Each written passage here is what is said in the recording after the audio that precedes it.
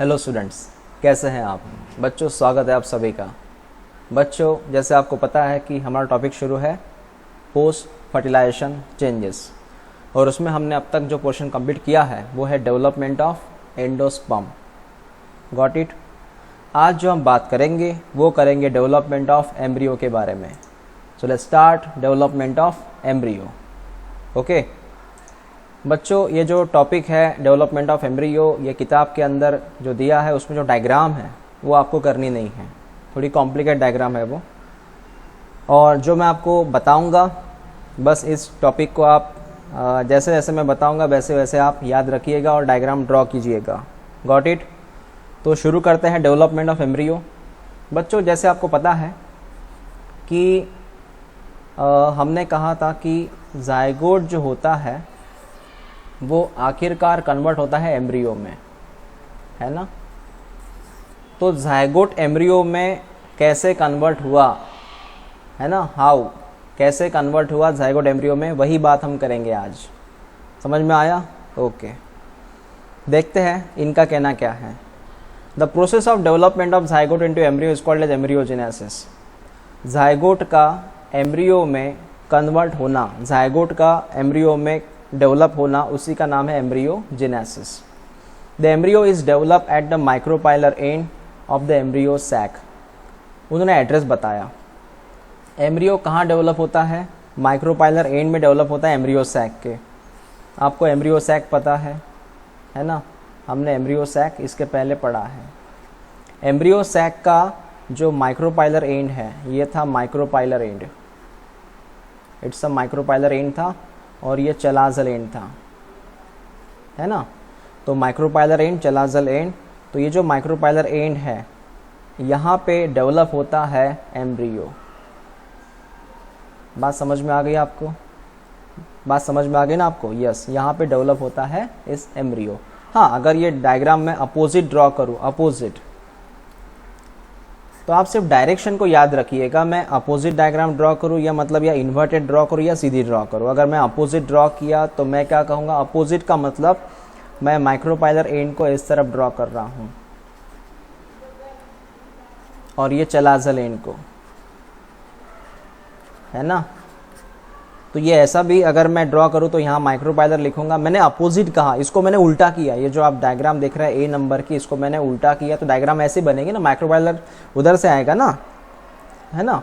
अगर मैंने ए डायग्राम को अपोजिट किया, उल्टा ड्रॉ किया, तो माइक्रोपाइलर इस तरफ आएगा, तो एम्ब्रियो यहाँ बनेगा। ठीक है बच्चों, समझ में आया?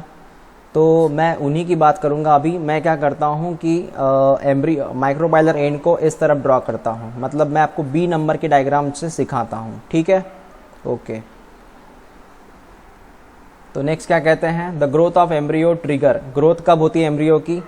Only after certain amount of endosperm is form. जब एंडोस्पर्म फॉर्म होगा, एंडोस्पर्म सर फॉर्म होने के बाद ही क्यों ये एम्ब्रियो डेवलप होता है? क्योंकि एंडोस्पर्म जो होता है बच्चों, ये फूड होता है, तो पहले फूड का कलेक्ट होना जरूरी है। सोर्स चाहिए ना डेवलपमेंट के लिए, तो पहले फूड जमा होगा, पहले फूड कलेक्ट होगा, उसके बाद फिर वहाँ पे एम्ब्रियो डेवलप होना शुरू हो जाएगा, क्योंकि एम्ब्रियो डेवलपमेंट के लिए फूड चाहिए। That's reason. After fertilization of the embryo development begins. Okay, तो जैसे फर्टिलाइजेशन होता है तो एम्ब्रियो डेवलपमेंट स्टार्ट हो जाती है। वो तो जायज़ सी बात है। आफ्टर फर्टिलाइजेशन जायगोट बनेगा, जायगोट से फिर एम्ब्रियो बनेगा, और जायगोट से जब एम्ब्रियो बन रहा होता है तो वहाँ पे एंडोस्पर्म की ज़रूरत रहती है, क्योंकि एंडोस्पर्म वहाँ पे क्या प्रोवाइड करता है? एंडोस्पर्म वहाँ पे न्यूट्रिशन प्रोवाइड करता है। समझ में आया? Okay, next. जायगोट डिवाइड होना शुरू हो जाता है तो वहाँ पे पहली चीज़ बनती है वो है प्रो एम्ब्रियो। जैसे हमने इंसानों के अंदर जो बात की थी, हमने जायगोट था, बाद में मोरूला था, बाद में ब्लास्टूला था, है ना। जायगोट, मोरूला, ब्लास्टूला, गैस्ट्रूला, ऐसी चीज़ें थी ना। सेम चीज़ यहाँ पे है। तो पहले प्रो एम्ब्रियो बनेगा, it will produce the pro embryo. तो वो एम्ब्रियो बन गया, yes. Then the larger cell towards the micropylar is called as basal end suspensor cell, okay, and smaller cell towards the chalazal is called as terminal end embryonal cells. अब इस बात को समझिए अच्छे से।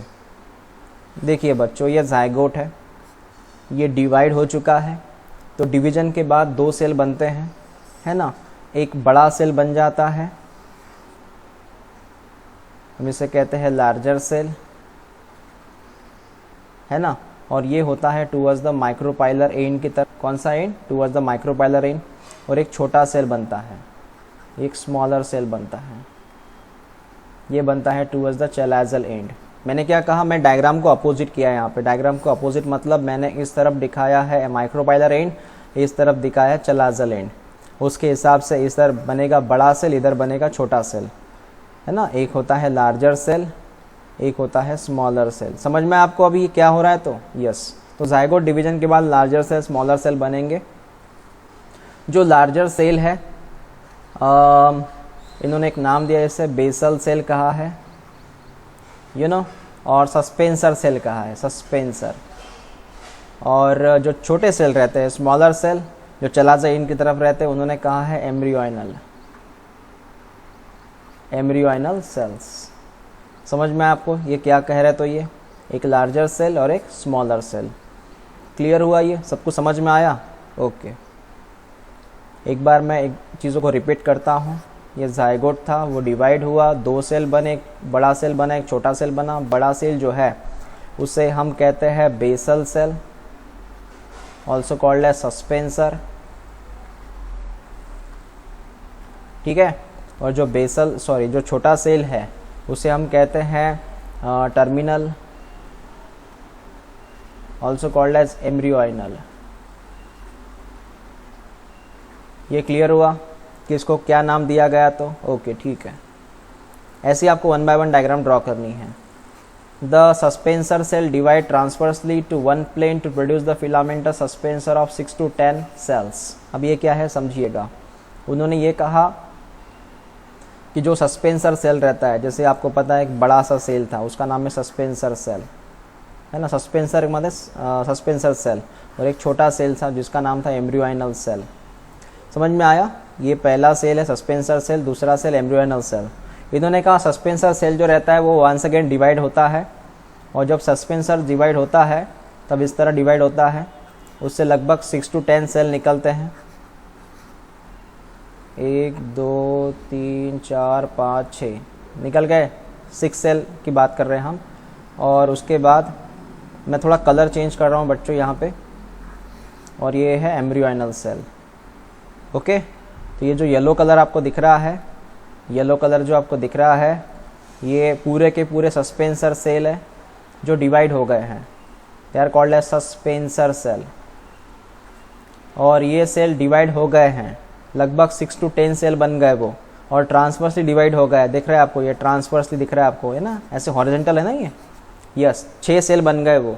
और उसके नीचे ये अपना सेल था वो एम्ब्रियोइनल सेल, जो यहाँ पर भी हम वाइट कलर का ड्रॉ कर लेते हो आपको समझने के लिए।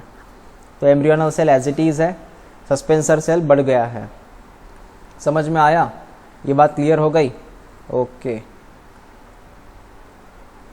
ये सही में समझ में आया ना, सस्पेंसर एंड एम्ब्रियोइनल सेल। ओके, आगे बढ़ते हैं अभी।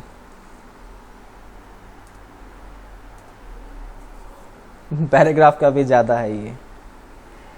The first cell on the suspensor towards the micropylar, है ना। The first cell suspensor towards the micropylar become swollen and functional, called as a haustorium. उसे होस्टोरियम कहते हैं। देखिए 1 by 1 ये नाम कैसे हैं। मैं अब सस्पेंसर सेल को ही ड्रॉ कर रहा हूँ। एक बड़ा सा सस्पेंसर सेल बनता है, एक बड़ा सा सस्पेंसर सेल, एक काफ़ी सॉलो है, मतलब ये फुला हुआ है, इसे हम कहते हैं होस्टोरियम। क्या कहते हैं इसके? होस्टोरियम नाम है इसका। उसके सेल हैं 6 सेल थे ना, ये पहला सेल, दूसरा, तीसरा, चौथा, पांचवा और ये छठवां सेल। ऐसे 6 सेल थे, है ना। सस्पेंसर यहाँ से यहाँ तक, they are called as suspensor. और उसमें 6 सेल थे। तो पहला जो सेल है उसको हमने सोलोन, मतलब ये सेल होता है जिसको हम कहते हैं होस्टोरियम। याद रखिएगा इस नाम को। The lowermost cell of suspensor known as hypophysis. और बच्चों लोअर मोस्ट सेल को कहते हैं हाइपोफिसिस। ये रहा हाइपोफिसिस। एक बार मैं दोहराता हूँ। जो पहला नंबर का सेल है जो काफ़ी फूला हुआ है, इसे होस्टोरियम कहते हैं, सस्पेंसर का ही पार्ट है वो। 6वें नंबर का सेल है या कोई भी हो सकता है, लेकिन वो बेस में रहता है, उसे हाइपोफिसिस कहते हैं। ये क्लियर हुआ? यस। सस्पेंसर सेल क्यों बनते हैं सर? सस्पेंसर सेल बनने से होता क्या है, उसके नीचे जो सेल होता है, जैसे कि ये वाला, कौन सा सेल है ये? एम्ब्रियोनल सेल, पता है आपको। ये पुश होता है, आगे पुश होता है। कैसे? अब देखिएगा, जब सस्पेंसर सेल अकेला था, आप देख सकते हैं यहाँ पे ये से सस्पेंसर सेल, ठीक है ना, और वाइट कलर में कौन सा सेल था? Embryonal cell. तो एम्ब्रियोनल सेल, सस्पेंसर सेल, आप देख सकते हैं डिस्टेंस कितना है अभी। सस्पेंसर ने क्या किया, खुद की लेंथ बढ़ाई। सस्पेंसर ने खुद की लेंथ बढ़ाने के बाद अल्टीमेटली आप देख सकते हैं रिजल्ट, एम्ब्रियोनल सेल नीचे आया। अब ये कब होता है वो आप समझ सकते हैं। देखिए बच्चों, मैं यहाँ पे डायग्राम ड्रॉ कर रहा हूँ।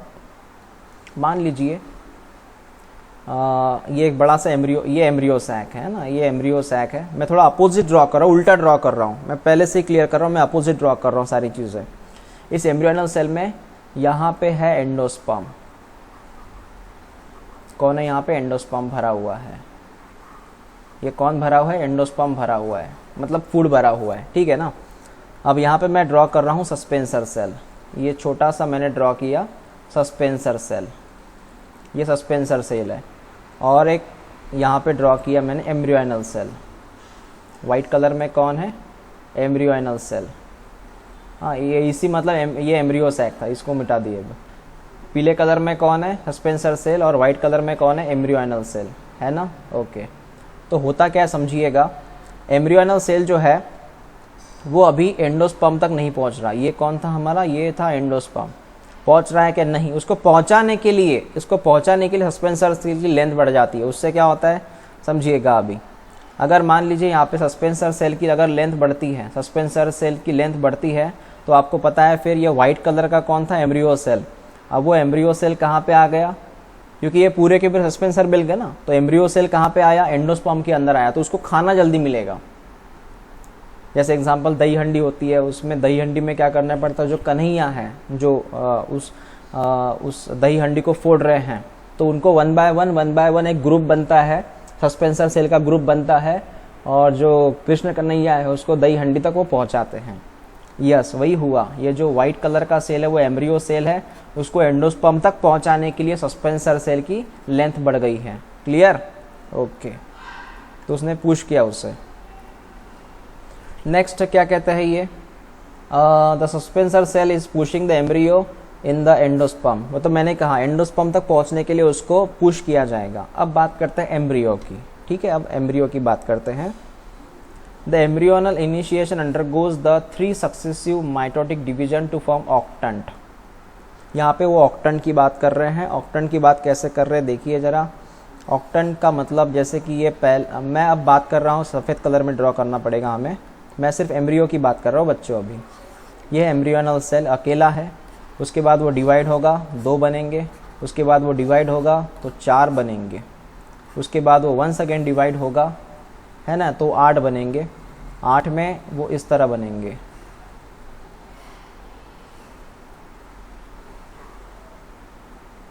कुछ ज़्यादा ही हो गए आई थिंक सो। ये 1 2 3 4 5 6 7 8, नहीं ये कुछ ज़्यादा ही हो गए। 8 अगर ड्रॉ करने हैं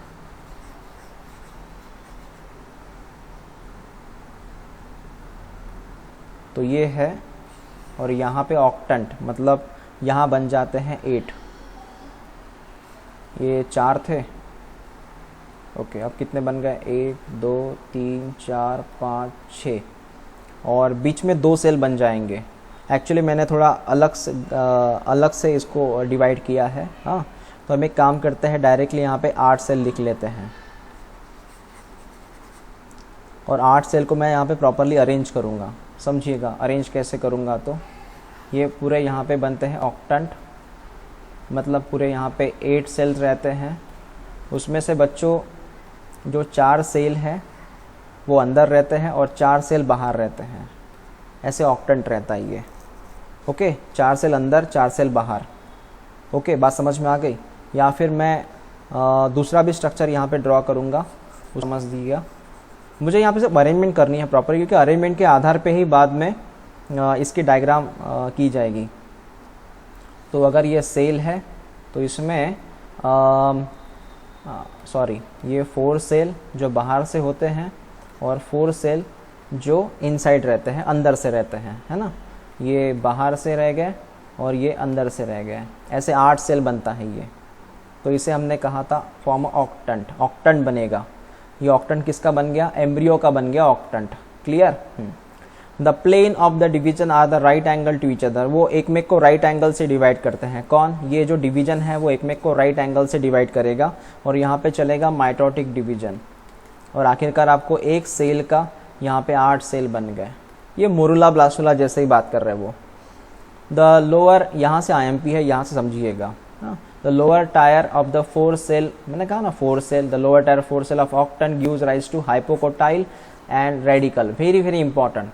जो नीचे वाले 4 सेल है, जो नीचे वाले, ये लोअर सेल है ना, ये इसे हम कहते हैं लोअर सेल। जो नीचे वाले 4 सेल हैं उनसे हमें मिलेगा हाइपोकोटाइल, याद रखिएगा IMP है ये, हाइपोकोटाइल, और दूसरा मिलेगा रेडिकल। क्या मिलेगा? Hypocotyl and radical. जो नीचे 4 सेल हैं, जो ऊपर की तरफ 4 सेल हैं, जो अपर की तरफ 4 सेल है, उनसे हमें मिलेगा 2 चीज़। एक मिलेगा प्लूम्यूल और दूसरा क्या मिलेगा? कॉटिलिडॉन। इसको IMP कीजिए आप। जो नीचे वाले 4 सेल है उससे मिलेगा हाइपोकोटाइल एंड रेडिकल, जो अपर 4 सेल उससे प्लूम्यूल और कॉटिलिडॉन बनेंगे फ्यूचर में। फ्यूचर की बात कर रहे हैं हम, ये सब फ्यूचर में बनेगा।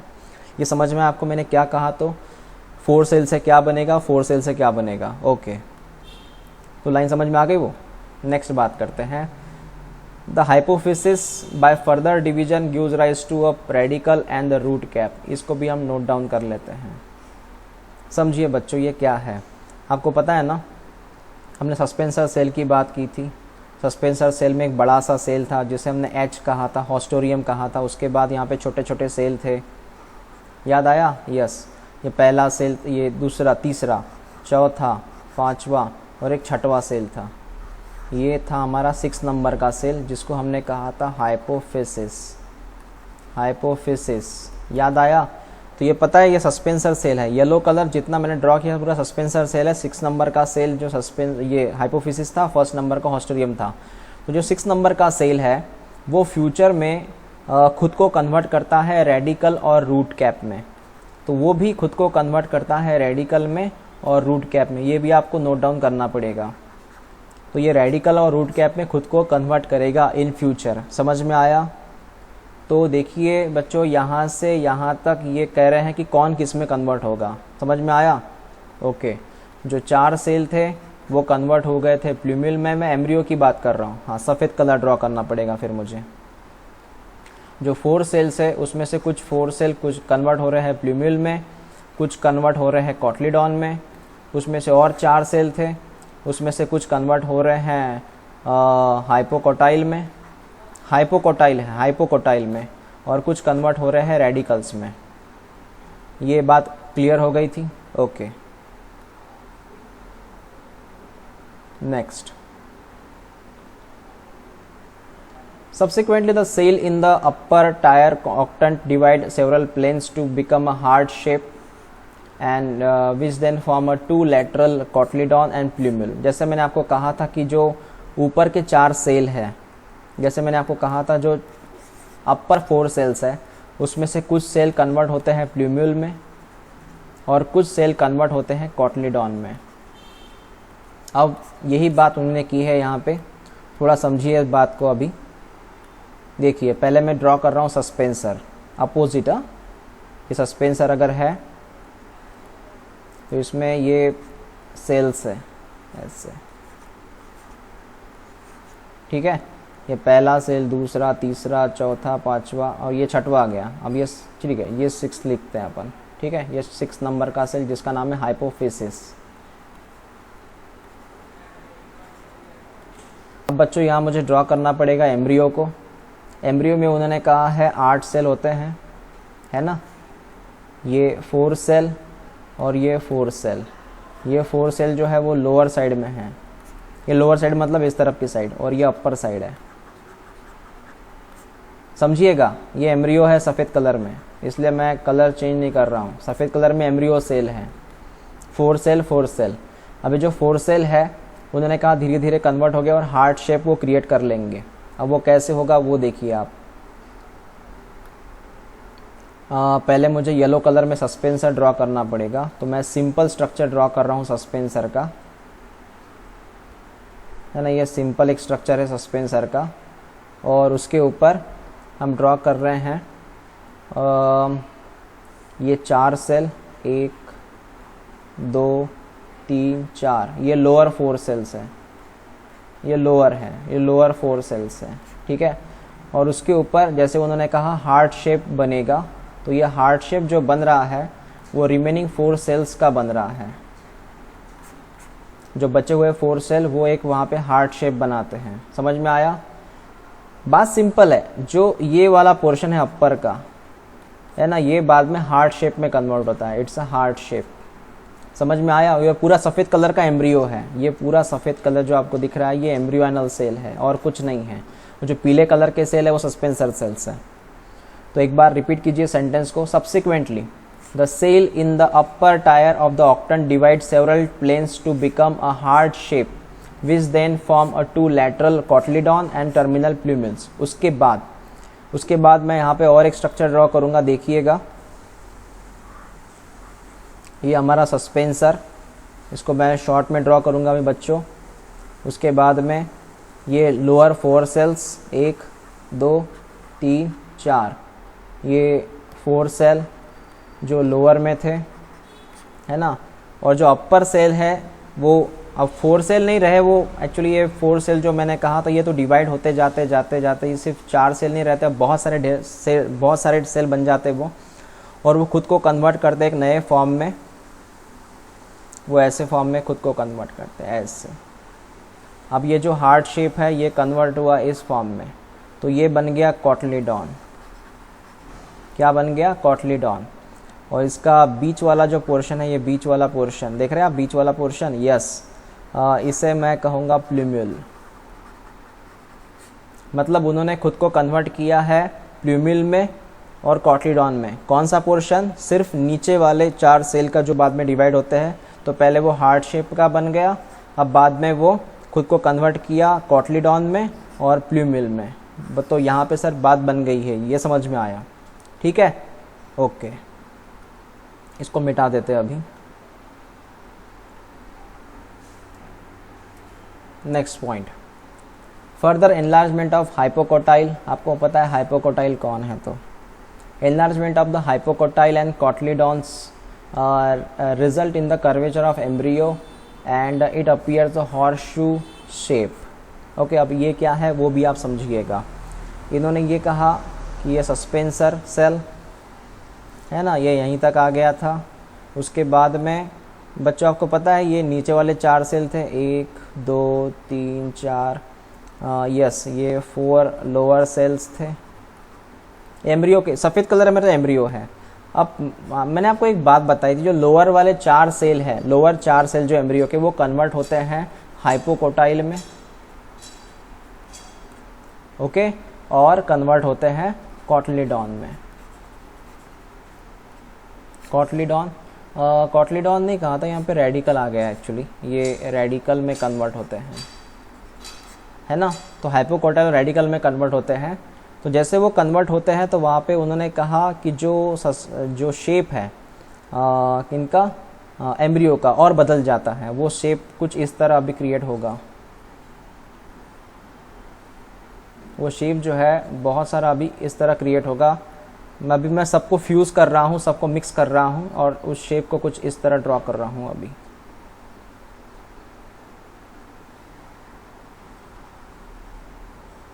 ये ऐसे बनेंगे वो, है ना। ये थोड़े इलोंगेट बन जाते ऐसे।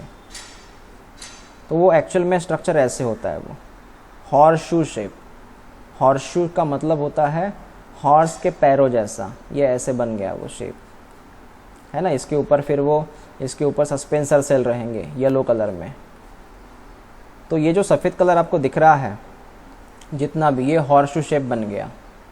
ये कब बन गया? जब हाइपोकोटाइल बनेगा, यहाँ पे रेडिकल का समवॉट पोर्शन बनेगा, तब ये हॉर्सशू शेप बन गया अभी, है ना। अब बच्चों इसके उन्होंने अलग अलग शेप दिए थे, जैसे हार्ट शेप का एम्ब्रियो बना, उसके बाद में हॉर्सशू शेप का एम्ब्रियो बना। Now the embryo development is similar both in dicot and monocot up to the octant stage. Octant stage तक मोनोकॉट और डाइकॉट में सिमिलर प्रक्रिया रहती है। जो एम्ब्रियो की डेवलपमेंट रहती है डाइकॉट मोनोकॉट में, वो सिमिलर रहती है ऑक्टन स्टेज तक। द डिफरेंस अपीयर लेटर, बाद में डिफरेंस नजर आता है। मतलब एम्ब्रियो ऑक्टन स्टेज तक आने तक मोनोकॉट डाइकॉट सिमिलर रहेंगे, बाद में वो बदल जाएंगे। कैसे? In monocot embryo a single cotyledon occupy terminal position. आपको पता है मोनोकॉट में कितने कॉटलीडॉन होते हैं? 1 कॉटलीडॉन, ये तो पता है ना। Monocot contain how many cotyledon? 1 cotyledon, and dicot में 2 कॉटलीडॉन, है ना। ऐसे प्लूम्यूल इज लेटर, मतलब पहले आपको कॉटलीडॉन दिखाई देगा, पहले आपको यहाँ पे कॉटलीडॉन, मैंने मोनोकॉट की बात कर रहा हूँ, मैं मोनोकॉट की बात कर रहा हूँ। पहले आपको यहाँ पे मिलेगा कॉटिलीडॉन, बाद में आपको मिलेगा प्लूम्यूल। और डाइकॉट में दोनों साथ में बनते हैं, डाइकॉट में दोनों साथ में बनते हैं, लेकिन मोनोकॉट में पहले ये बनेगा, बाद में ये आपको दिखाई देगा। The single shield shape cotyledon called as scutellum, scutellum को टिक करते हैं। ये डायग्राम दी है हमारे किताब में, स्क्यूटेलम के बारे में उन्होंने एक हेडलाइन दिया है, मतलब लेबलिंग किया है डायग्राम को। Scutellum, the single shield shape cotyledon called as scutellum, ब्रोट्यूज sheath of the plumule is called as coleoptile, coleorhiza. इन सब को मैं यहाँ पे टिक करके आपको शो करूँगा। देखिए, हम सीड जब पढ़ेंगे ना, मोनोकॉट का सीड, मोनोकॉट सीड, तब भी आपको ये क्लियर हो जाएगा ये सब कौन है। तो भी एक बार मैं इसको ड्रॉ करता हूँ, देखिएगा। तो जैसे मैं यहाँ पे एक डायग्राम ड्रॉ कर रहा हूँ, ये डायग्राम मान लीजिए है मोनोकॉट के एम्ब्रियो की डायग्राम, मोनोकॉट के एम्ब्रियो की डायग्राम है ये। इसमें 1 बाय 1 सबसे पहले मैं यहाँ पे एक शील्ड ड्रॉ कर रहा हूँ, ये शील्ड है। इस शील्ड को मैं कह रहा हूँ कोलियोप्टाइल। क्या कह रहा हूँ? कोलियोप्टाइल। ये कवच है, ये कवर है। और उसी के अपोज में यहाँ पे मैं ड्रॉ कर रहा हूँ कोलियोराइजा। सबके नाम दिए ना यहाँ पे, कोलियोराइजा, अपोजिट शील्ड है। उसके बाद में यहाँ पे हमें ड्रॉ करना है, आप देख सकते हैं ये वाला एरिया, ये ग्रीन कलर का एरिया देखिए, इसे मैं कहूँगा प्लूम्यूल। ये प्लूम्यूल है, उसका कवच कौन है? कोलियोप्टाइल। प्लूम्यूल का कवच कोलियोप्टाइल, और इधर होता है कोलियोराइजा, कोलियोराइजा ये है रेडिकल। तो यहाँ पे आपको क्या पता चला? कोलियोप्टाइल किसका कवच है? प्लूम्यूल का। रेडिकल का कौन सा कवच है? कोलियोराइजा, ठीक है ना। ओके, तो यहाँ आपको कवच पता चले। और जो बचा हुआ एरिया है, ये वाला एरिया जो बचा हुआ है, इसे हम कहते हैं स्क्यूटेलम। स्क्यूटेलम क्या है सर? स्क्यूटेलम एक्चुअली रहता है, it's a type of endosperm. Scutellum एक एंडोस्पर्म का प्रक्रिया, एक टाइप है जहाँ फूड रिजर्व रहता है, फूड स्टोर्ड रहता है, ठीक है। बाकी डोंट वरी आप, हम सीड के वक्त पढ़ेंगे बच्चों ये तो आप इतना टेन लोगे, ये सर नहीं समझ में आया तो सीड के वक्त पढ़ेंगे इन चीज़ों को, ये कोलियोराइजा, कोलियोप्टाइल, सभी चीज़ें, ठीक है। आपको सिर्फ एम्ब्रियो डेवलपमेंट याद रखना है। तो आपको इनिशियली से अगर मैं बताऊं कि जाइगोट था, जाइगोट डिवाइड हुआ था, एक बना था सस्पेंसर सेल, एक बना था एम्ब्रियोइनल सेल, है ना। फिर सस्पेंसर सेल बढ़ गया था, सस्पेंसर सेल की लंबाई बढ़ गई थी, और एम्ब्रियो सेल जो है वो एज इट इज़ रह गया था। फिर सस्पेंसर सेल जो है वो, उसके बाद एम्ब्रियोनल सेल जो है उसने एक हार्ट शेप क्रिएट कर लिया था, उसके बाद में उसने एक हॉर्सशू शेप क्रिएट कर लिया था, है ना। ऐसे ऐसे एम्ब्रियोनल सेल ने क्रिएट कर लिए थे, और ये तो एज इट इज़ है। उसके अंदर आपको कौन कौन मिला? प्लूम्यूल मिला सर, उसके अंदर हमें रेडिकल मिले, एम्ब्रियो की बात कर रहा हूँ मैं। उसके अंदर हमें रेडिकल हुआ, प्लूम्यूल हुआ, हाइपोकोटाइल हुआ, हाइपोकोटाइल मिला था, है ना। ये सारी चीज़ें मिली थी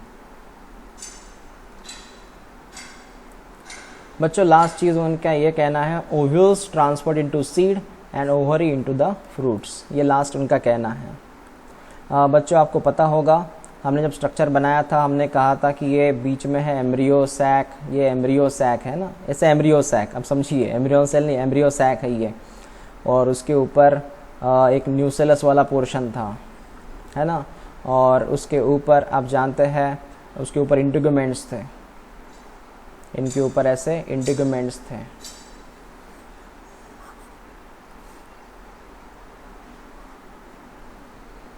ऐसे यहाँ पे इंटीग्यूमेंट्स थे, याद आया। तो धीरे धीरे सब कन्वर्ट होता है। तो मैं आपको और इसके ऊपर ओवरी था, है ना, इसके ऊपर ओवरी था, इसके चारों तरफ से ओवरी था, ये ओवरी है, ओवरी है। उसके अंदर येलो कलर में आप जो देख रहे हैं वो मोस्टली वो ओव्यूल्स है। तो होता क्या है, देखिए ये जो ओवरी है, सॉरी ये ओव्यूल्स है, ओव्यूल्स, ओव्यूल्स कन्वर्ट होता है फ्यूचर में सीड में, ये सीड में कन्वर्ट हुआ। और जो ओवरी है ये फ्यूचर में कन्वर्ट होता है फ्रूट में, फ्रूट वॉल में, पता है ना फ्रूट वॉल, उसके अंदर सीड्स। हाँ, तो इतना याद रखिएगा। नेक्स्ट भी हम पढ़ेंगे सब, ये उन्होंने बड़ा शॉर्ट में उन्होंने सेंटेंस दिया है, नेक्स्ट भी पढ़ना है हमें ये सब कुछ, ठीक है। तो ओव्यूल्स कन्वर्ट हुआ फ्यूचर में सीड में, और ओवरी कन्वर्ट हुई फ्रूट में। एक बार पूरे इस कंसेप्ट को अच्छे से पढ़िएगा। अगर आप कोई प्रॉब्लम जा रहा है, कोई दिक्कत जा रही है, तो हम डिस्कस करेंगे, ठीक है। और जो लास्ट वाला सेंटेंस है ovules to seed and ovary to fruit, वो भी हमें नेक्स्ट पढ़ना पड़ेगा, क्योंकि हमारे सिलेबस में नेक्स्ट दिया है वो। ओके, तो मिलते हैं हम नेक्स्ट वीडियो में। पहले इस वीडियो को अच्छे से पढ़िए आप, मतलब इस वीडियो को अच्छे से देखिए, किताब से पढ़िए, हम डिस्कस